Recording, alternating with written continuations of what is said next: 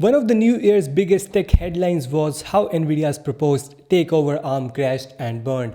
A huge deal because it would made NVIDIA the world's most popular chip maker.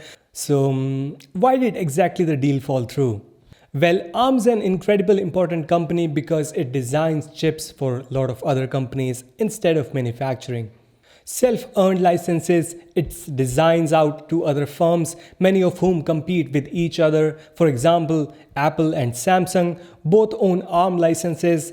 Even though those two are fierce rivals in smartphone space, although ARM is a profit company, their unique position as a designer for so many players in the industry has made their neutrality very important, like kind of Switzerland neutrality. And there were already some concerns back in 2016 when UK-based ARM was sold to other current owners, SoftBank and Japanese holding company. But because of SoftBank wasn't already in the business of chip making, the deal eventually went through with that. But the proposed NVIDIA acquisition was very different. NVIDIA was already one of ARM's licenses and it was directly competing with the other companies like AMD and Intel that also depend at least partly on ARM's designs now. Other companies that produces chips on current basis, whereas competitors Samsung is a good example of this producing chips for NVIDIA, but this is more on the manufacturing side. ARM's designs are using so many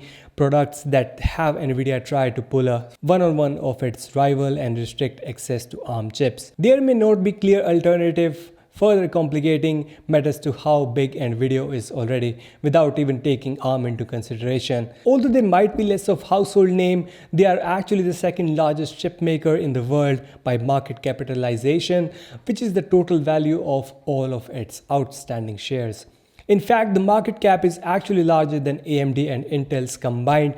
Needless to say, all this got to attention of other large tech companies, mainly Microsoft, Google, the parent of Alphabet, and who all screamed bloody murder at the prospect of having an important source of chip designs controlled by a direct competitor, and Apple, which uses ARM for most of its devices, already had a frosty relationship with NVIDIA, owing in part to issue with faulty GPS around 2008 or 2. Apple systems were among those affected, and NVIDIA did not provide adequate monetary support to Apple to help fix those problems. So would Apple be happy if they had to rely on NVIDIA for their new Apple Silicon lineup? Okay, so those are the concerns, but who actually shut the deal down? I'll tell you. But first I'll tell you who. The concerns of NVIDIA's rival were very much taken into consideration by regulators and several powerful countries. It's hard to get the West and China to agree on anything these days. Regulators from US, the UK, the EU and China all opposed the deal.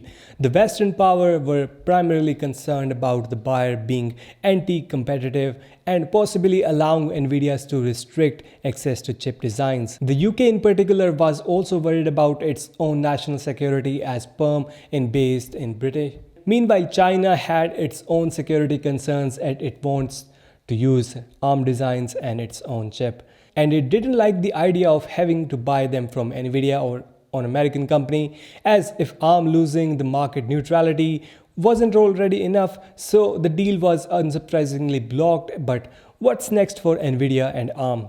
The NVIDIA is doing just fine as a company, don't worry about them. They are worth over $500 billion and all Team Green is really losing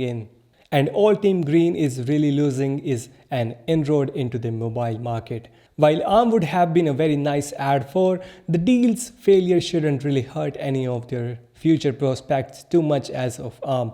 The reason they were interested in becoming part of them videos because designing chips is a difficult, expensive process and NVIDIA has, a lot of money that could back them.